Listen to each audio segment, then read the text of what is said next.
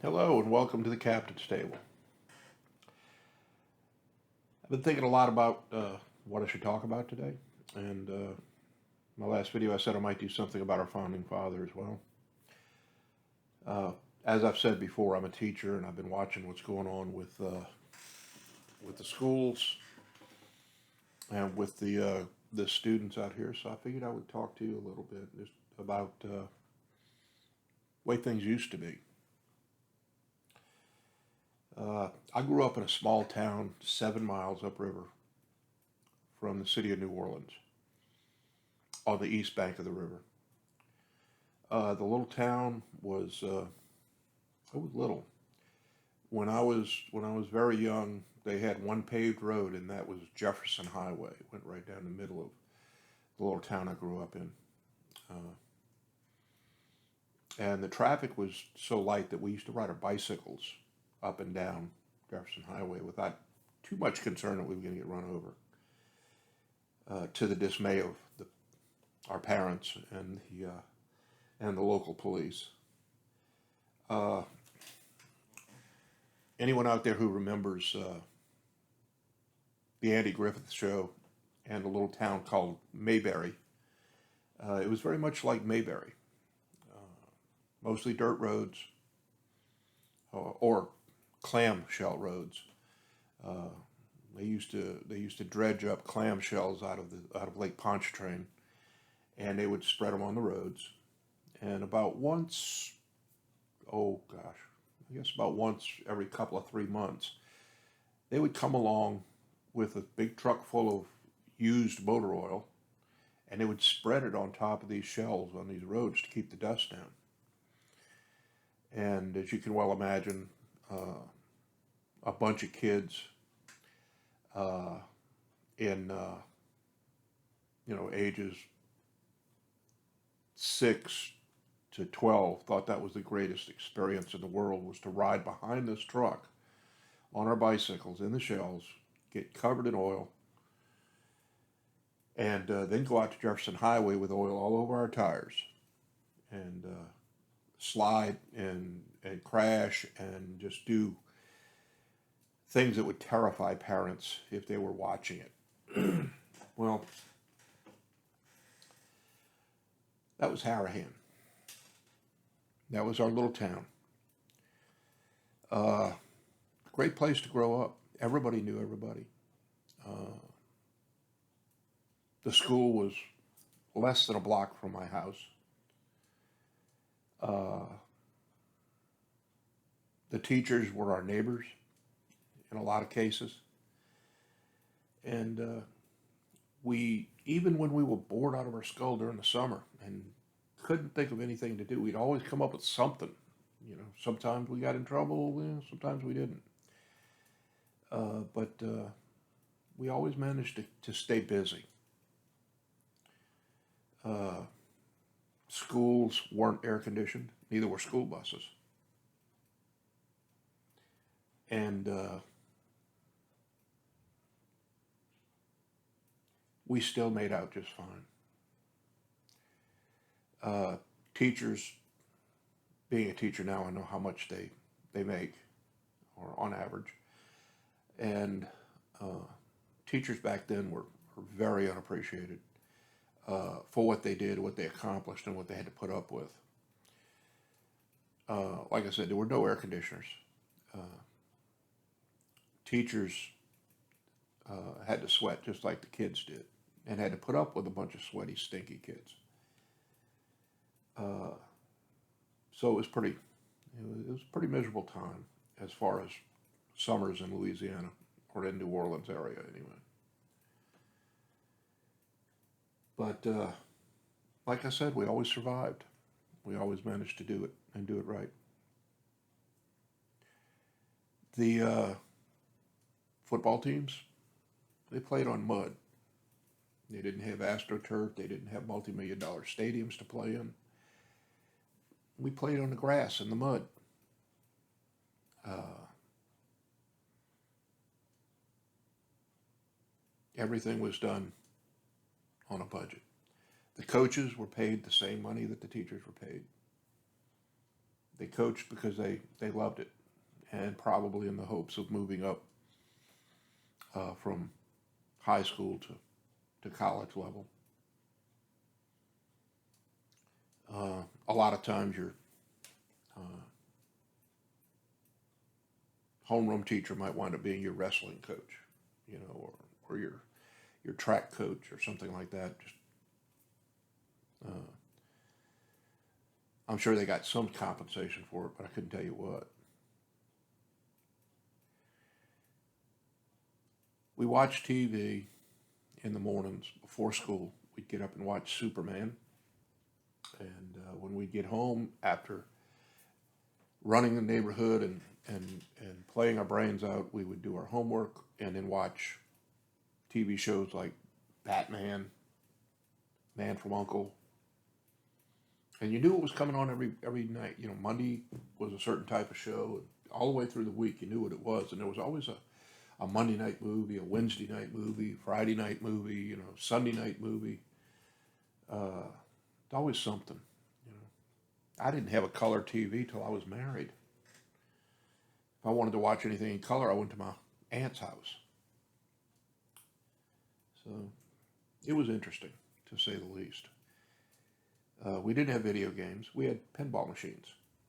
Or we made up our own games if we couldn't come up with 25 cents, which was sometimes pretty tough to do. If we wanted money, we would round up soda pop bottles and bring them back because it was a 2 cent deposit on every bottle. So you get 2 cents for every bottle you brought back to the store. And a group of us would decide we wanted something from a store. We'd go run around rounding up soda pop bottles. We'd spend half the day trying to find enough soda pop bottles to go in there and buy a Coke and maybe a Hugh Big Pie to share between 4 or 5 of us, and it just made for a lot of fun. I look back at those years and they were good, and we didn't have to worry so much. Kids today, um, uh, first and foremost, they worship their cell phone.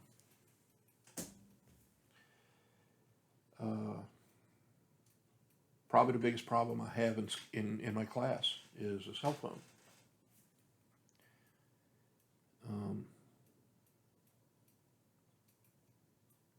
It seems like they're losing the ability to use their imagination. And without imagination, there's no growth, there's no development. Somebody has to think of how to make things work. Somebody has to come up with ideas. Uh, you know, the TV show Star Trek. He had the communicators. Next thing you know, somebody looking at that says, "Why can't we do that with a phone?" Well, hello, we have cell phones. Imagination gets us everything. Today, kids aren't required to use their imagination. They can log on to a computer. They can go to Google. They can go to their cell phone and they can say, boom, instant gratification. I just wish we could get them back to that. Get them back to where their imagination could take control and they could look at the future in a different way. Especially now with everybody being worried about this COVID-19 and being locked up. I can't imagine what it's like for a kid who can't use his imagination to think of things to do, or what's going to happen when they don't have the phone to use. What are they going to do? It's a big concern. It is for me. I've got a bunch of grandchildren, and with the exception of a couple of them, no, I take that back. They all are dependent on computers and video games and things of that nature to entertain themselves, or television.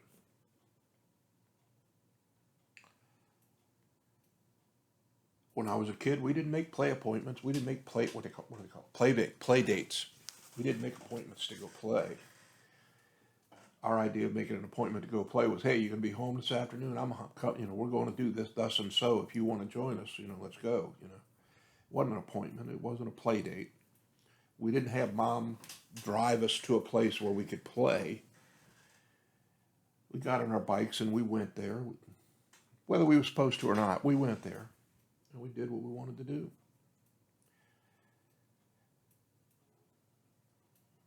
I'm just a little concerned. But anyway, my my experiences as a young kid. My father made old cap and ball guns from scratch. These were old guns that you used, like you might have seen a pirate use. I have one right here. Hold on.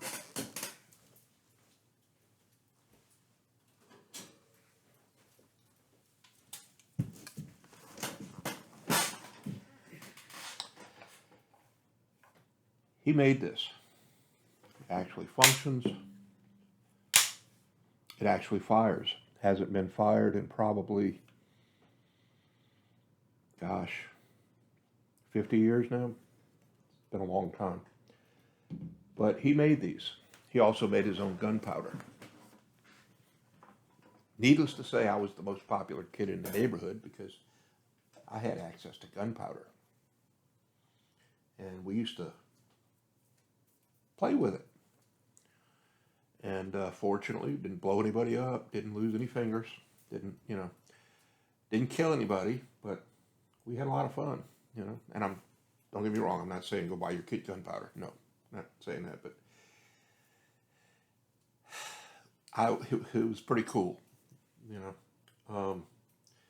And yes, I got in tons of trouble when I got caught playing with the gunpowder. You used to be able to buy gunpowder at a hardware store in a little quart can. And little silver nitrate powder, I believe is what it was. But my dad also made his own black powder for these guns. And it was really pretty interesting. I had the biggest tree in the neighborhood. It was over 300 years old, and it was originally part of a boundary between two plantations. It was 17 feet in circumference at the base, and it was a protected historical monument. This tree was massive, and we would climb up in it just as high as we could get. Probably the very top of this tree was at least 100 feet off the ground, or at least it seemed that way. And several of us fell out of it.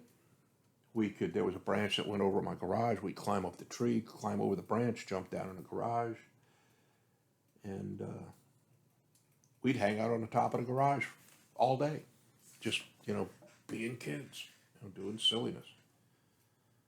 And watching the neighbors go by, We had a lot of fun as kids. We had to use our imaginations. There was nothing else we had. None of our parents were wealthy. None of our parents were in a position to buy us things to entertain us. So we made our own entertainment. When it rained and the streets, the ditches in the streets filled up, we made boats. My dad made guns. I had a whole supply of old wood pieces that we would take and drive nails in them to pretend that they were guns, and we would take these boats and drag, these wooden boats and play with them in the rainwater. None of us had a pool. It was as close as we got to a swimming pool. We'd play in the water. And, it's a miracle none of us died. Nothing short of a miracle, but it's how we grew up.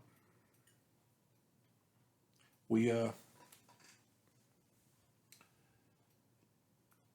played Army. Nobody cared if you were, nobody wanted to be the enemy. Nobody wanted to be a German or Japanese soldier. We used to fight over who was going to be the Americans, and we play Army, and nobody, there was no concern about insulting somebody, that's for sure.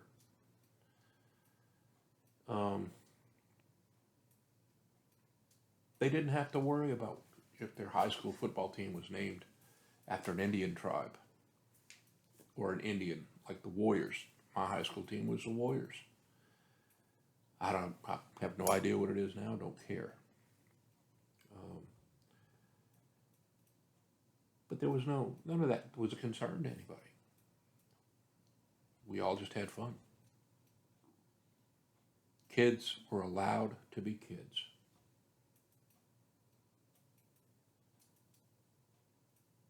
So, our local police department. Anybody who ever watched the Andy Griffith Show probably remembers Barney Fife. Most of our police department was like Barney Fife. Good men, all. They were the fathers of my friends. Professional police department, not hardly.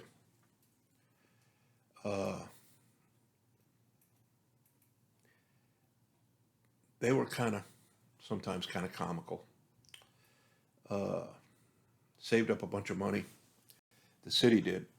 Got a bunch of money together to buy a new ambulance. Brand new ambulance. I mean, it was top of the line. Nothing like the paramedic units they've got today. It was just basically a high-tech station wagon. And there was another ambulance service that serviced our area. It was privately owned ambulance service. It was also a funeral home, and which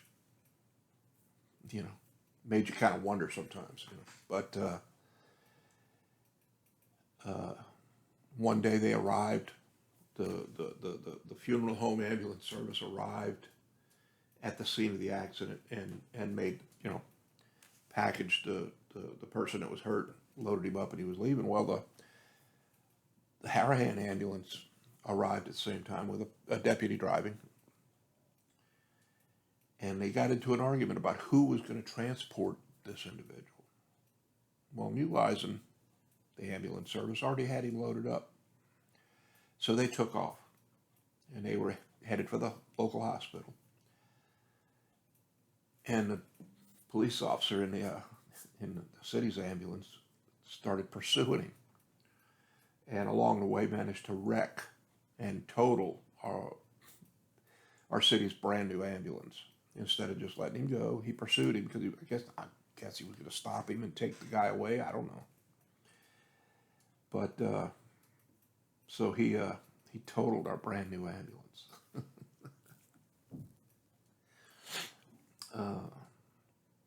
Fire department wasn't a whole lot different. All volunteers. Again, all good guys. Tell you how long ago this was.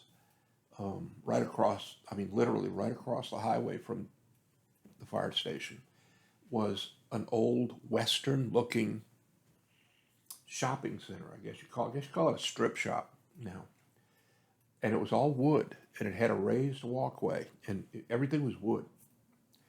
And it was fairly old. I mean, I barely remember this because I was pretty young when this took place, but I definitely remember walking up and down that wood walkway. And it was things like the dime store and the little photo shop and so on and so forth, all up and down this little strip. He caught on fire one day. Well, the volunteer fire department, literally, all he had to do was look out the front door and they could see where this fire was. And they came pulling out in the fire truck, and they took a hard right, and they took off and went heading down Jefferson Highway and looking for the fire, which was literally right out their front door. Well, they nobody knows for sure where they went. I imagine they know where they went, but nobody else knew. The Jefferson Parish in Louisiana, they call it, counties are referred to as parishes. Jefferson Parish had their own full-time fire company, which was approximately 8 miles to 10 miles away from where this fire was. Well, they wound up being responded because nobody was responding to the fire. They came down, and by this time, this all wooden structure, this whole thing was fully involved and destroyed. And Jefferson Parish puts out what's left, literally puts out what's left. And then they said that the Harahan Fire Department comes driving back up, trying to figure out where the fire was. But again, they were all great people. They were all great people. It just was some of the things that happened there were just hilarious and outrageous, and yes, sad for the folks that lost their businesses. But the businesses just moved across the street because there was a lot of space in it, and got into regular buildings and out of these old historic wooden buildings, and that was another loss because that would have been a really cool thing to keep. Would have been this historic little strip of shops.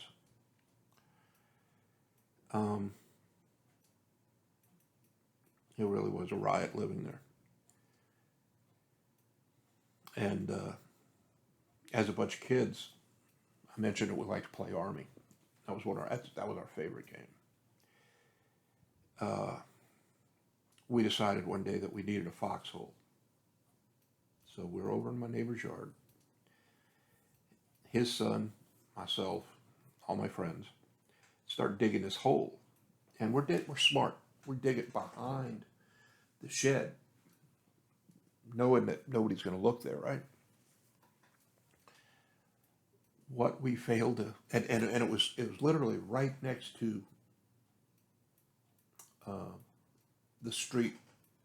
There was a street that ran right behind it, and it was a fence. Well, we decided, and they had just recently paved that street, and we decided that we wanted to dig under it, under the street, and we were going to dig a tunnel under the street to, there was a drainage canal across the street from it, big canal, and we were going to dig a tunnel all the way to that canal.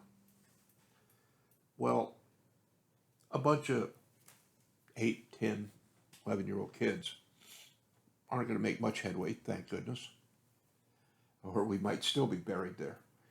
And we started digging under the street, and sometime, kids lose interest in stuff. We lost interest for a while. We were going to go back and deal with it later, but we went off, did something else. We came back, and the street had caved into our tunnel. And as it happens, one of the city vehicles had driven over it and it caved in under one of the city vehicles. So, and again, it was really tough to find, right? Holes in Charlie's yard, the hole. So yeah, we got in trouble for that one. I didn't think I'd ever get unpunished.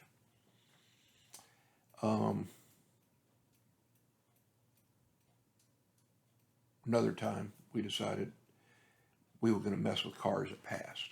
So we took a hose and ran it from the faucet at Charlie's house through what I call a T-pole. They used to put clotheslines on these posts that look like a T. And we ran it through that pipe and pointed it at the street behind the house. And whenever a car would come by, we'd turn the water on, spray the car when it went by. And we were having a blast, right? And it's nighttime. We were supposed to be camping out in one of our backyards. We did that a lot too. We would make a tent and go camp out in one of the yards. Well, we were laying under Charlie's house, and car comes by, turn on the water, spray the car, turn the water off, and then red and blue lights come on.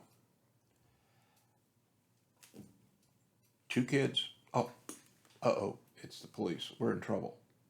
No, wait, we'll just lay here and he'll never find us. Here he comes out of his car. His window had been down. He's wet. He comes walking up. All he does is follow the hose, right? And there's two faces underneath Charlie's house looking at him. And yeah, we got in trouble again. So, but it was, it was innocent enough stuff. Just unfortunately, the city got involved in both cases.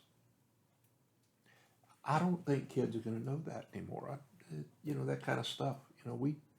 We got into mischief all the time, but it was innocent stuff. Nowadays it's not so much innocent, and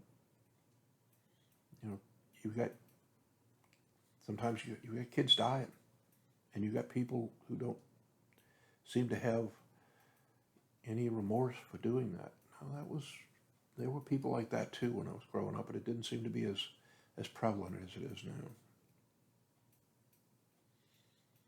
Anyway, my message, if I have one, and I think I do, is let our kids be kids. Let our kids experiment with their imagination a little bit. I mean, yeah, we keep them safe, but take them away from the video games. Take them away from the computers and the cell phones. Make them use their imagination a little bit. Let them go out and have some fun. Let them ride their bicycles. Let them make their own play dates, for crying out loud. Don't worry so much about your schedule. Let them make their schedule when they're old enough. Let them go hang out with their friends and do stuff. Let them make some decisions. They have to learn.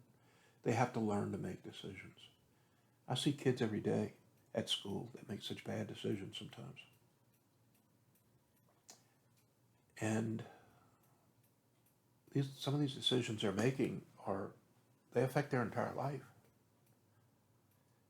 They shouldn't be making some of these decisions. And maybe,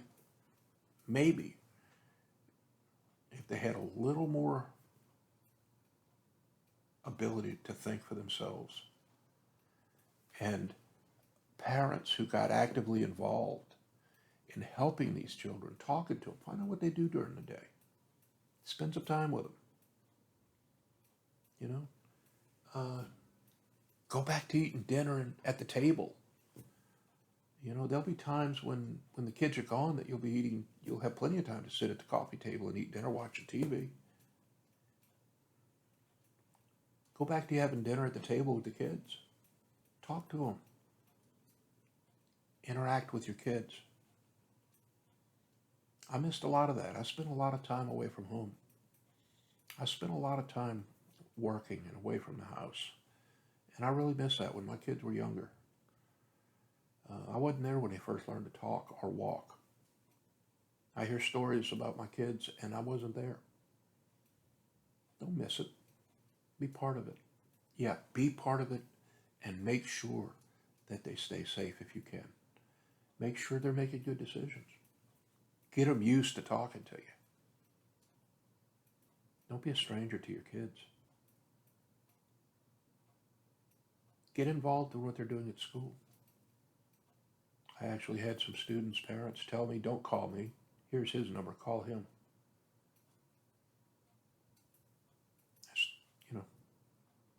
It doesn't work. Kids need to know how to make good decisions, and it's up to us to help them learn to do that. And frankly, the only way to learn some things is to make mistakes. We got to let them do it. But we have to watch them. Be part of their lives. Be in a situation where if they need advice, they're not afraid to come to you. Because if you don't, they're going to go to a friend who doesn't know any more than they do. You want to share what you know with these kids. I do that every day with school. I try. I do the best I can to help these kids understand that the decisions they make today are going to matter for their whole life. Anyway. Okay, I guess I've talked enough. Again, you only get one chance to raise them. Be part of their life. Don't be their friend. Be their parent. Be somebody that they'll gladly come to for advice. My kids, my youngest one is in his late 30s. He still comes to me. I just hope I'm giving him good advice. But anyway, thanks for watching. And I've decided I'm going to do one video a week for right now. We're getting ready to start back to school. So I'm just going to do one video a week, and I'll release it on Mondays. That gives me the weekend to work on them. Anyway, I'll see you again on Monday. Thanks a lot. Bye-bye.